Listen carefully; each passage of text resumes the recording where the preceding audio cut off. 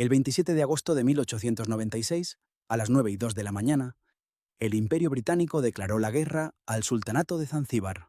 A las 9:40 de esa misma mañana, la guerra había terminado. 38 minutos. Es la guerra más corta documentada en la historia de la humanidad.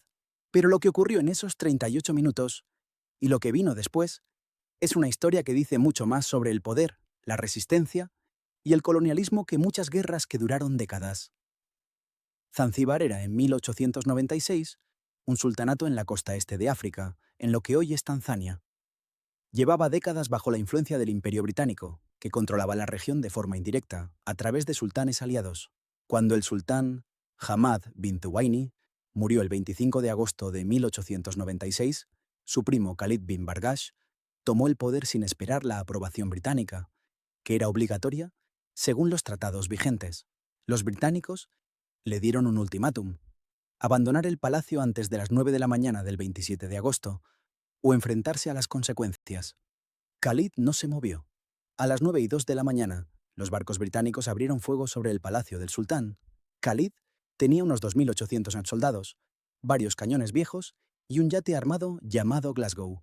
Los británicos tenían 5 buques de guerra modernos. El yate Glasgow fue hundido en los primeros minutos. Los cañones del palacio fueron destruidos casi al instante. A las 9:40, tras 38 minutos de bombardeo, el palacio estaba en llamas. La bandera del sultanato había caído y Khalid había huido a la embajada alemana buscando asilo. Las bajas: entre 500 y 600 soldados de Zanzíbar muertos o heridos. Bajas británicas: ninguna. Pero la historia no termina ahí. Lo que vino después de esos 38 minutos duró casi 70 años. Los británicos instalaron a su propio sultán, reforzaron el control colonial sobre Zanzíbar y la región, y la isla no recuperó su independencia hasta 1963. Khalid bin Bargash, el hombre que se negó a rendirse, vivió en el exilio durante años hasta que finalmente fue capturado por los británicos en 1916, durante la Primera Guerra Mundial, y exiliado a las Seychelles. Murió en 1927, sin volver nunca a Zanzíbar. La guerra duró 38 minutos. Las consecuencias duraron generaciones. Zanzíbar hoy es parte de Tanzania, una nación independiente desde 1964. Pero la historia de esos 38 minutos sigue siendo motivo de debate entre historiadores.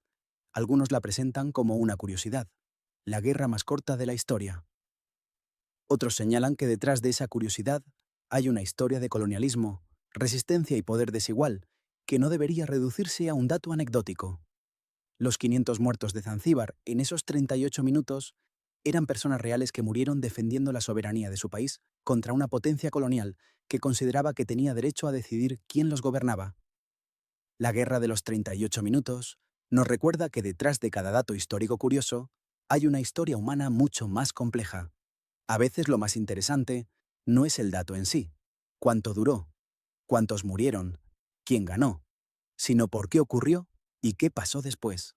La historia no son solo fechas y cifras, son decisiones, consecuencias y personas. Si te ha parecido interesante, dímelo en los comentarios. ¿Conocías esta historia? Suscríbete a Chispa y te cada semana una así.